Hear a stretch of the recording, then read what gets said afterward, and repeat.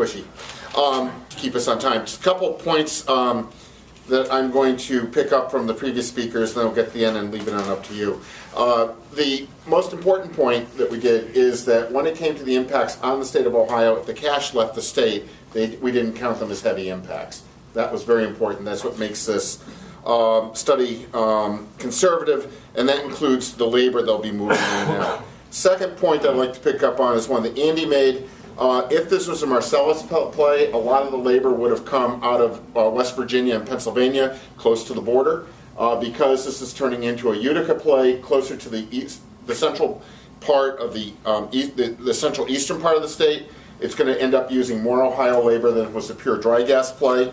The point that Andy brought up about the amount of time it's going to take the midstream facilities come online, that's actually good for Ohio, because that's going to use a lot of construction labor, and having to put together to build that infrastructure is going to end up helping employ Ohioans. Iryna's point about the pads is important. What these are 5-acre sites. They build a large pad. They'll initially go in and usually drill one well so that they get that site active. They'll do others, but eventually that pad can handle as many as 6 different wells.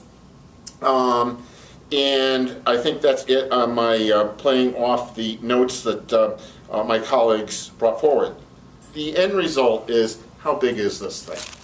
Well, if we look at the number for 2014 right by Andy's shoulder, and just look at value added, so that's the equivalent of gross state product. So that is the value that stays in the state. In 2014 alone, this investment, we expect at a minimum, is going to yield a benefit to the state value added of $4.8 billion. That's not a small number.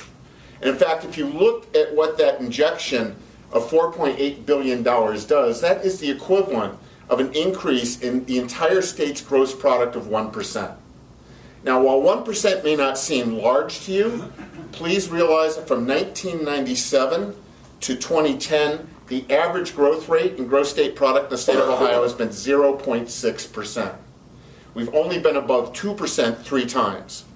So this really has the potential of being transformational, and this does not include the downstream activities that Doug is laying out.